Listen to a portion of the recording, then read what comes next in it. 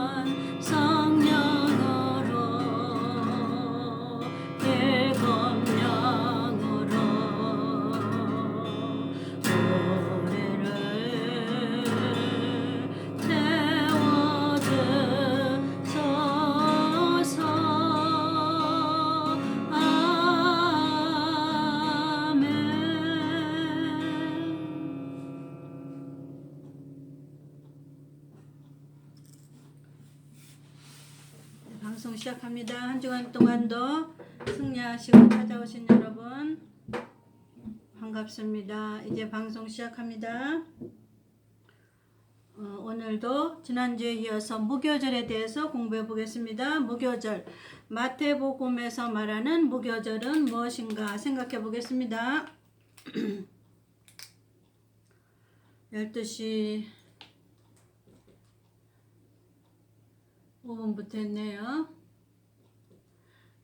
마태복음에서 말하는 무교절, 마태복음 5장 찾아보겠습니다. 성경 말씀 마태복음 5장 제가 읽겠습니다. 지난주에 했죠. 근데 오늘은 그 뒤에 이어서 하겠습니다. 무교절, 마태복음에서 예수님께서 설교하신 거예요. 이게 산에서 설교하신 것을 보통 산상수훈이라고 그러는데 우리가 교훈에 머무르면 안 돼요. 산상수훈이라고 하는 말씀 마태복음 5장 찾아보겠습니다. 5장 예수께서 무리를 보시고 산에 올라 앉으시니 제자들이 나온지라 입을 열어 가르쳐 가라사대 심령이 가난한 자는 복이 있나니 천국이 저희 것이며. 첫 번째는 무교절을 지킬 때 영적인 상태. 무교절은 뭐라 그랬어요? 예수님, 무교절의 복음은 예수님이 3일 동안 땅속의 무덤에 들어가신 것. 그러면 우리는 영적인 이스라엘이니까, 영적인 백성이니까 복음을 지켜야 된다 그랬죠? 복음의 명절을 지켜야 된다. 그래서 복음이 예수님이 땅에 무덤에 3일 동안 들어간 것이 복음이라고 그랬죠? 무교절이라고 그랬죠? 그래서 우리는 그 무교절을 어떻게 지켜야 된다는 것을 예수님은 처음 마태복음에서 예수님이 설교를 하신 거예요. 산상수훈이. 그 설교를 하실 때 그 내용이 뭐냐면 무교절에 들어간 우리들의 심령 상태를 말하고 있어요. 무교절에 들어간 영적인 상태를, 심령 상태를 여기다 예수님은 설교하고 계신 거예요. 그래서 심령이 가난한 자는 무엇을 본다고 그랬어요? 심령이 가난한 자, 우리가 지난번에 얘기한 거. 두 번째는 애통하는 자. 세 번째는 온유한 자. 네 번째는 의에 줄이고 목마른 자. 의에 줄이고 목마른 자. 다섯 번째는 긍휼히 여기는 자.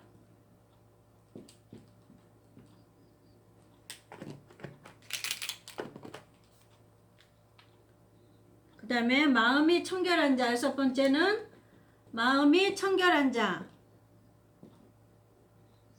일곱 번째는 화평케 하는 자.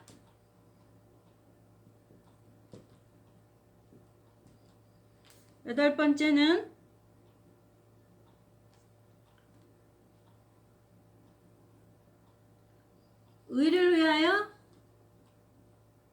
흠업받는 자.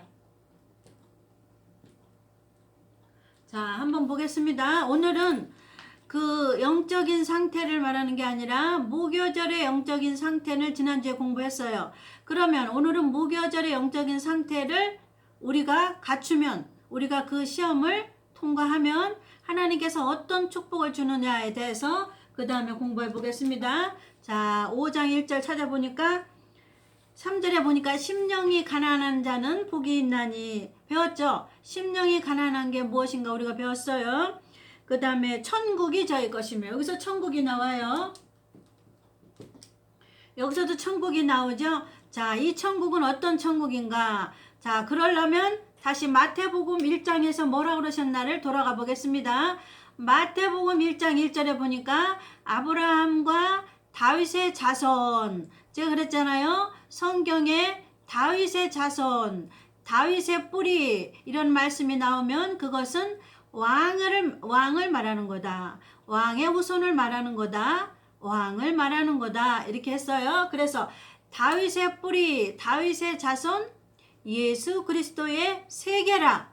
그래서 여기서 나오는 왕이라고 나왔잖아요. 마태복음 1장 1절에 예수님이 왕으로 오시는 것을 말하고 있어요. 그래서 마태복음은 신약 전체를 여는 처음 개요예요. 시작이에요. 그래서 하나님은 성경을 시작할 때는 가장 중요한 부분을 1장에다 쓰시는 하나님의 법칙이 있어요. 자, 하나님의 법칙이 구약에는 어떤 예수예요? 구속주로 오실 예수를 말씀하시고, 신약의 대표인 마태복음에서는 왕으로 오시는 예수를 말하는 거예요. 자, 다시 합니다.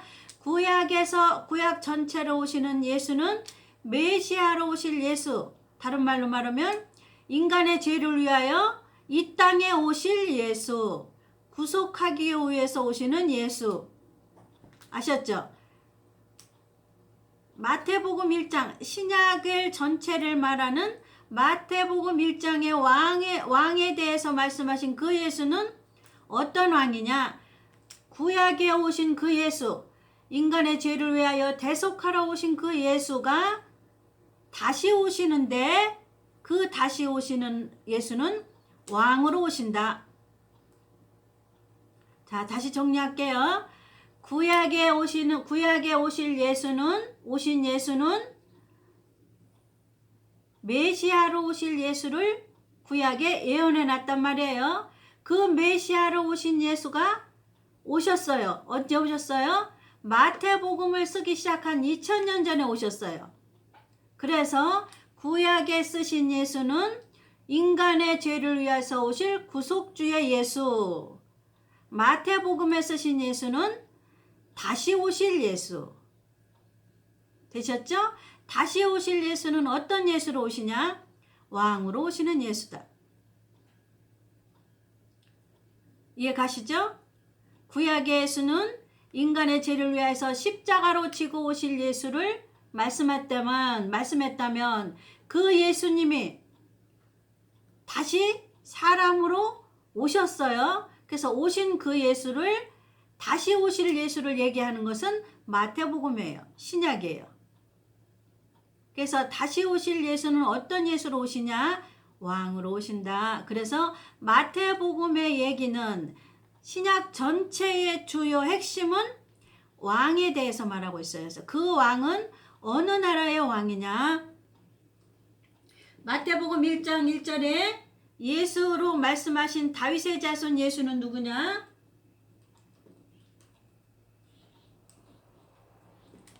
왕으로 오시는 예수를 말한다. 왕은 어느 때 왕을 말하냐? 어느 나라의 왕을 말하냐? 대한민국에도 왕이 있죠? 조선시대도 왕이 있죠? 그 왕들은 우리가 이 예수님 오실 왕을 잘 배우라고 세상적으로 하나님 나타내 주시는 거예요. 그래서 이제 진짜 왕이 오시는데 그 왕은 마태복음 1장에서부터 그 왕에 대해서 소개하고 있어요. 그래서 다윗의 자손 예수는 왕으로 오시는 예수인데, 이 왕은 어느 나라의 왕이냐 그거죠. 대한민국의 왕이 아니죠. 어느 나라의 왕이에요? 메시아 나라. 천년왕국의 왕. 천년왕국에 대해서 우리가 배웠죠. 복음의 7대 복음에서 맨 마지막 내가 천년왕국을 너희에게 선물로 주리라 하는 그 천년왕국이에요. 그 천년왕국의 왕으로 오시는 그 왕을 마태복음 1장에서부터 쭉 소개하시는 겁니다. 그래서 여기서 말씀하시는 심령이 가난한 자에서 뭐를 본다 그랬어요? 천국을 볼 것이요. 여기서 보는 천국은 여기 천년왕국을 말하고 있어요. 이해 가시죠? 우리가 제일 먼저 갈 나라 천국이 천년왕국이에요.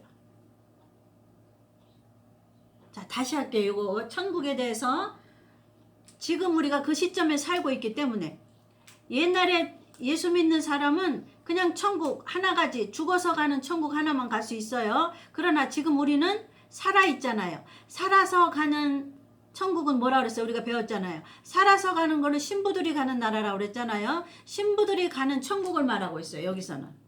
신부들이 가는 나라는 살아서 가는 나라라고 그랬죠.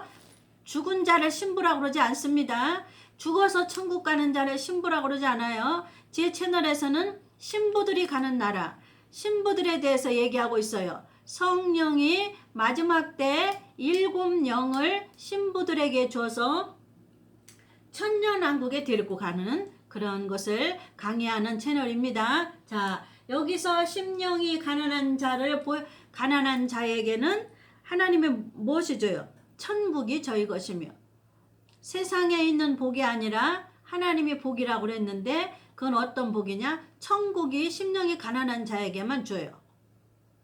이해 가셨죠? 하나님의 법으로 정해 놓으셨는데 6월절 어린 양의 피로 구원 받은 것이 1번 복음사역에 2번 복음사역은 무교절인데 그 무교절을 복음적으로 보니까 뭐였어요? 3일 동안 무덤에 들어가신 거다. 그래서 무교절의 형태를 우리도 같이 자아라는 것이 무덤에 들어가야 된다. 자아가 무덤에 들어갈 때는 이런 현상이 나타난다는 것을 예수님 설교하시는 거예요. 그래서 여태껏 이렇게 설교하는 사람 없어요. 이제 팔복이라고 해서 산상수훈이라 해서 교회에서 설교하는 그것은 뭐냐면 인간적인 교훈을 받아라 그거예요. 근데 교훈을 가지고는 천국에 못 가요. 아까 말했죠. 십자가의 구원을 받았으면 그 다음에 하나님께서는 구원받은 자에게는 교훈만 받아가지고는 안 돼요. 분명히 무교절이는 것에다가 집어넣으셔요. 하나님. 구원받은 백성은. 무교절은 뭐예요? 예수님이 땅에 3일 동안 들어간 것처럼 무덤에 너희의 혼과 몸인 자아라는 것도 무덤에 들어가야 된다. 무덤에 들어간다는 건 뭐예요? 죽는 거다. 자아가 파쇄되는 거다. 여러분 아셨죠? 이제 오늘도 30분씩 2타임 하겠습니다. 중간에 인사 못하고 끊어져도 여러분 양해하시고 다음 2부로 들어가서 여러분 시청하시기 바랍니다. 이제 이 시대는 말씀을 사모하지 않는 시대입니다. 그래서 하나님께서 여기에다 써놓으셨어요. 의에 줄이고 목마른 자는 복이 있나니 저희가 뭐를 받아요? 배부를 것이요. 영적인 배가 부른단 말이에요. 그래서 7대 복음은 먹고 지켜서 옷이 되는 거예요. 7대 예수님의 7대 복음. 그래서 성경 말씀을 교훈적으로 받아들이면 지킬 수가 없어요. 교훈은 그냥 자기가 듣고 배우는 거로 끝나는 것이 교훈이라고 그래요. 지키는 거는 뭐예요? 내 자아가 직접 무덤에 들어가는 것처럼 죽는 거예요. 그래서 죽는 환경을 하나님 마련해 주셔요. 어떤 환경? 무교절이라는 환경이에요. 자아가 죽는 방법은 무교절이라는 환경을 하나님 집어넣으시는데 무덤 속에 들어가는 환경, 물질이 무덤에 들어가는 환경에 들어가요. 물질이 무덤에 들어가는 건 뭐예요? 물질을 하나님 다 뺏어간다고 말이에요. 그 다음에 환경적으로 환난과 핍박이 오는 환경으로 하나님 사단을 통해서 시험하게 한단 말이에요. 그게 자아라는 것을 하나님께서는 무덤에 넣는 방법을 그렇게 하시는 거예요. 그래서 예수 믿고 구원받은 자는 분명히 무교절이라는 단계에 하나님 집어넣으셔요. 그래서 무교절이라는 단계에 무교절은 뭐예요? 무덤에 3일 동안 들어간 거예요. 우리가 영적으로 지키는 것은 이스라엘 백성이 지켰던 거는 뭐예요? 무교병을 일주일 동안 먹는 거예요. 무교병은 뭐예요? 예수 그리스도의 복음이에요. 그래서 예수 그리스도의 우리는 복음을 듣고 배워야 돼요. 듣고 배워서 지켜야 되는 것이 영적인 이스라엘인 우리가 해야 될 사명이에요. 그것이 하나님의 명령이고 하나님의 법칙입니다. 그래서 세상의 법도 그 법을 따르지 않으면 모든 사물의 이치가 열리지가 않고 문제가 해결이 안 되는 것처럼 하나님 나라의 법도 하나님이 정해 놓으셨어요. 그래서 그 하나님이 정해 놓으신 법대로 우리가 공부하고 지키고 하나님께서 오케이 사인하실 때까지 우리가 뭐로 제사를 드려요? 순종함으로 제사를 드린다. 다시 들어갑니다. 여기서 심령이 가난한 자는 복이 있나니 교훈적으로 받으면 안 돼요. 산상수훈이라고 해서 교회에서 목사님들이 가르치는데 그냥 교훈적으로만 이 말씀을 받으면 되는 것이 아니라 내가 무덤에 들어가서 심령이 가난하는 단계까지 하나님이 보시기에 그 단계가 돼야 돼요. 이스라엘 백성이 하나님이 명령하신 가나안 땅에 들어가는 지름길이 13일이면 있었는데 그 지름길로 가시지 아니하시고 40년을 같은 자리를 뺑글뺑글 돌면서 가나안 땅에 데리고 들어가지 않으신 것처럼 우리가 예수 믿고 구원받은 다음에는 절대 기쁘고 즐거운 일이 주시지 않아요. 이해가 뭐예요? 이해 가시죠? 그것은 우리 자아라는 것을 죄성에 물드는 자아를 처리하기 위해서 우리 자아를 무덤에 집어넣는 환경을 만드셔요. 물질이 걷어가시는 환경, 환경적으로 환난과 핍박과 고난이 오는 환경, 그죠? 이거를 만드셔야만 심령이 가난한 자가 된단 말이에요. 그래서 심령이 가난한 자에게 주시는 진짜 축복은 뭐냐면 세상에서 주시는 축복이 아니라 천국을 볼 것이라고 그랬단 말이에요. 천국. 그래서 마태복음 1장에서 말하는 천국은 뭐라 그랬어요? 천년왕국에 데리고 갈 왕에 대해서 얘기했단 말이에요. 예수님이. 그러니까 여기서 데리고 갈 천국은 천년왕국을 말하고 있어요. 여기서 우리가 살아서 가는 신분은 천국이 세 가지예요. 공중으로 가는 공중혼인잔치. 공중혼인잔치에 먼저 갑니다. 두 번째 가는 천국은 천년왕국으로 내려옵니다. 세 번째 가는 천국은 영원 천국으로 갑니다.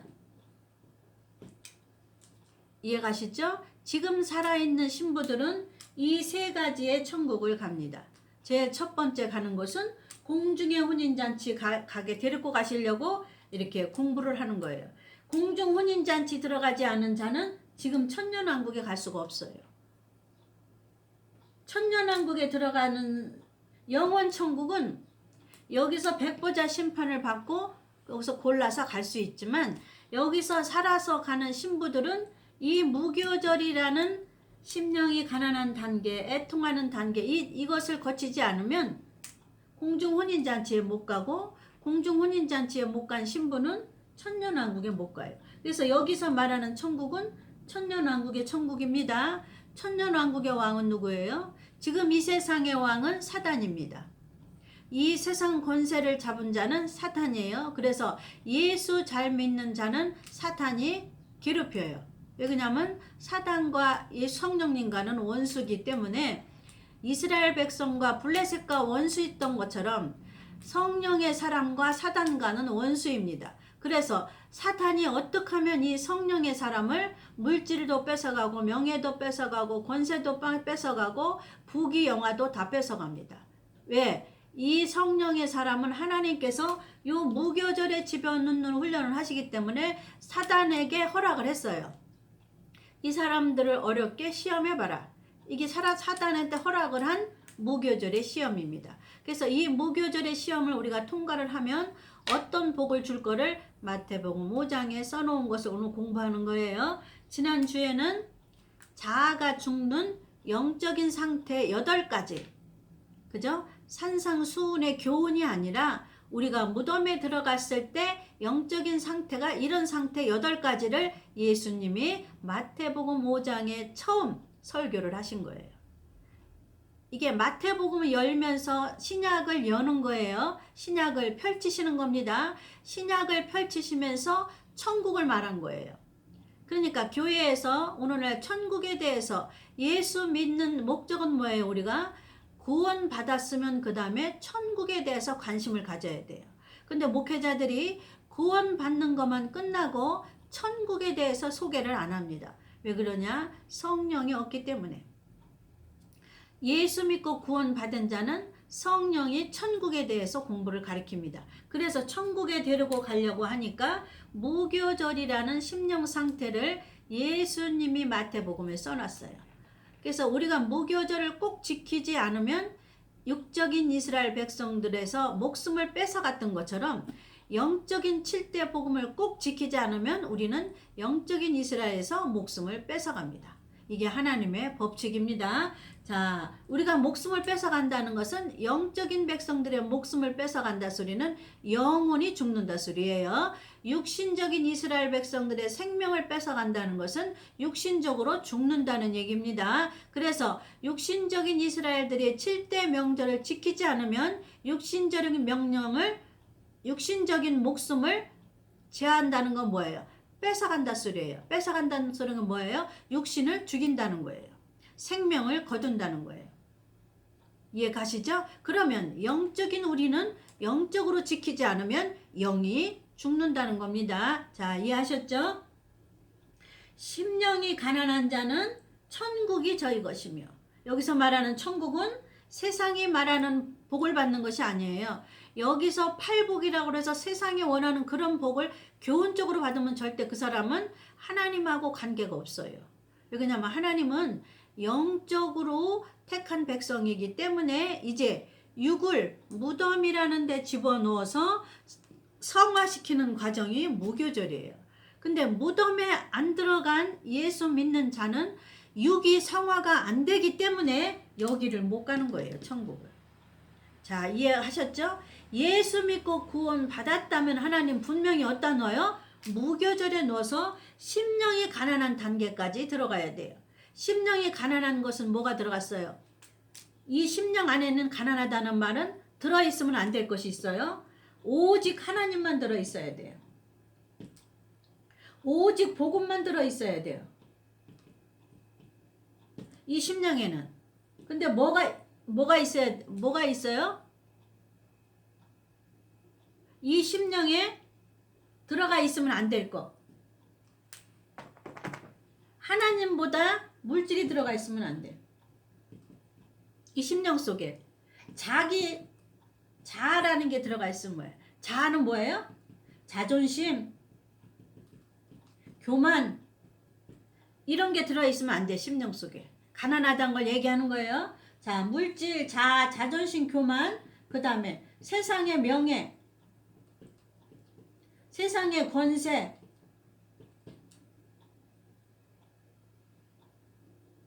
자, 그것을 고린도에서 뭐라고 썼어요? 이생의 자랑, 안목의 자랑, 이렇게 썼죠. 다 똑같은 거예요. 자, 이 하나님보다, 예수님보다 이 심령 속에는 물질이 들어가 있으면 안 되고, 자기라는 자존심이 들어가 있으면 안 되고, 교만이 들어가 있으면 안 되고, 명예나 권세가 들어가 있으면 안 돼요. 하나님보다 물질을 더 사랑하고, 하나님보다 자기를 더 사랑하고, 하나님보다 세상 명예 권세가 들어가면 심령이 부자예요. 자, 쉽게 말하면 목사들은 하나님보다 교회에 건물이 들어가 있으면 안 돼요. 목사들이 못 가는 이유가 그거예요. 하나님보다 교회 성도 숫자가 들어가면 안 돼요. 다윗이 어떻게 했어요? 자기가 전쟁 후에 자기 나라 백성 숫자를 세다가 하나님한테 전염병 얻었잖아요. 벌 받아서. 그거는 뭐냐면 자기가 잘 싸워서 승리한 줄 알고 이스라엘 백성 숫자를 계수해 보라 그랬어요. 그거는 오늘날 교회들은 뭐냐면 자기 교회 성도 숫자예요. 그러니까 하나님보다 성도 숫자에 이 심령 속에 들어가 있으면 안 돼요. 하나님 말고 이 심령 속에 교회 건물이라는 몇백 평 건물, 교육관 몇백 평, 주차장 몇백 평. 이거에 하나님보다 이 심령 속에 더 들어가 있는 자는 이 천국이 저희 것이 못 된다 그 소리예요. 이게 목사들이 못 갈 거예요. 그래서 목사들이 어려워요. 천국 가기. 부자 교회 목사 못 들어가요. 숫자 많은 교회 목사 못 들어가요. 그것이 우상이 돼서 그것이 하나님보다 더 이 심령 속에 차지하고 있기 때문에 그거를 다 내려놓은 사람. 그래서 그거를 버리라고 그러는 것이 아니라 심령 속에 들어가 있으면 안 된다 그 말이에요. 교회를 하지 말라 소리가 아니고 그것이 하나님보다 이 심령을 차지하고 있으면 안 된다 그 말이에요. 비중을. 그 차지하고 있는 자는 심령 속에 들어가 있으면 안 돼요. 그 밖에 거는 그냥 일이에요. 일. 무교절의 상태를 다 통과한 다음에 밖에 거는 일이라고 생각해야 돼요. 그것이 심령 속에 남아있으면 그것은 심령이 부자예요. 그러면 그 목사는 천국에 못 가요. 그 성도도 천국에 못 가요. 제 말씀이 아니고 여기 예수님께서 가장 중요한 내가 십자가로 앞으로 죽을 건데 너희들은 무덤에 들어가는 상태를 너희들은 통과해야 된다 하는 말씀을 가장 첫 번째 설교에다가 하나님 쓰셨어요. 예수님이 여기 기록해 놨어요. 그래서 저도 무교절에 대해서 지금 몇 주를 하잖아요, 여러분. 그래서 우리에게 가장 중요하고 어려운 숙제가 무교절이에요. 무교절만 잘 하나님 모시야 하나님 앞에 합격을 하면 초실절, 오순절, 나팔절, 속죄절, 장막절은 성령님이 끌고 가셔요. 무교절이 제일 어렵고 그 다음부터는 성장을 했기 때문에 성령님과 같이 싸우기만 하면 돼요. 그러니까 무교절이 제일 어려워요. 무교절은 자아가 무덤에 들어가는 사건이기 때문에 무덤에서 죽지 않으려고 하는 것이 목회자고 성도들이에요. 그 성도도 어떤 성도예요? 미련한 처녀. 예수 잘 믿는 사람이 무교절이 안 들어가요. 예수 잘 믿는다고 하는 착각하는 사람들이 무교절이 안 들어가요. 진정 예수 잘 믿는 사람은 무덤에 들어갑니다. 무엇이? 자아가 들어가요. 혼과 몸이 들어가요. 그래서 하나님은 심령을 가난하게 만들기 위해서 물질을 뺏어갑니다. 자아를 깨트리기, 자존심을 깨트리기 위해서 교만한 것이 겸손하게 만들기 위해서 환경으로 자존심을 무너뜨리는 환경을 만드셔요. 자존심이 개박살 나는 환경을 하나님 만드셔요. 어떻게 그렇게 자존심을 망신을 그런 망신을 주실까는 인간으로는 생각할 수가 없어요. 마귀가 그런 망신을 줍니다. 그런데 성령께서는 입 다물고 있으라고 하시는 것이 무교절이에요. 다 견디고 있어야 돼요. 그게 무덤에서 죽은 자처럼 살아야 돼요. 자, 심령이 가난하기 위해서 하나님 물질을 다 뺏어가요. 자아를, 자존심을 뺏어가요.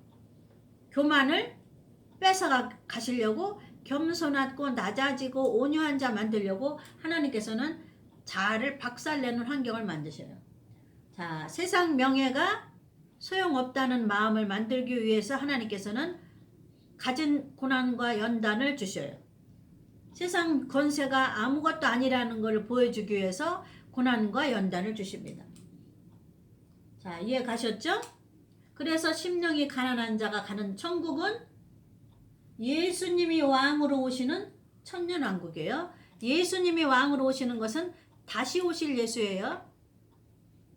재림 예수를 시작하는 거예요. 지금 예수님께서는. 마태복음에서는 천년왕국을 지금 시작하는 거예요. 여는 거예요. 소개하는 거예요. 앞으로 이렇게 천년왕국이 있는데 그 천년왕국에 너희들이 심령이 가난한 자가 이 천국에 들어간다. 예수님은 천년왕국의 왕으로 오시기 때문에. 천년왕국을 다른 말로는 메시아의 나라. 이 천년왕국에서는 성도를 천년 동안 보상해 주기 때문에 이렇게 고난받고 애통하는 단계를 다 무덤에서 통과한 성도에게 하나님 선물로 줘요. 보상을. 얼마를 보상? 천년을 보상해 주는 것이 그래서 천년왕국이에요. 그래서 성도의 나라예요.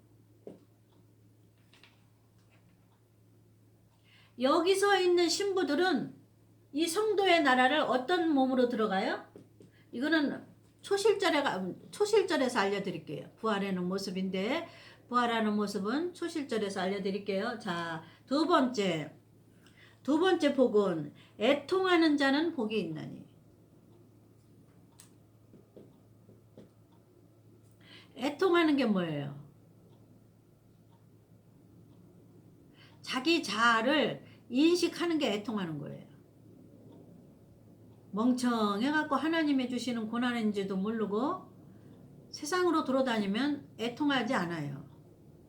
자기 자아의 모습을 보면서 하나님이 나를 깨트리려고 하시는 것을 보면서 하나님이 내 심령을 가난하게 만들려고 물질도 걷어가고 자존심도 걷어가고 교만하지 않게 하려고 자존심을 걷어가는 환경을 만드시고 세상 명예 권세를 필요 없다는 것을 다 만드시기 위해서 자아를 파쇄하는 단계가 심령이 가난하는 단계인데, 그것을 볼 때 내 자아의 상태를 볼 줄 알아서 애통하는 거예요. 누구한테 애통해요? 하나님한테 애통하는 자는 복이 있나니.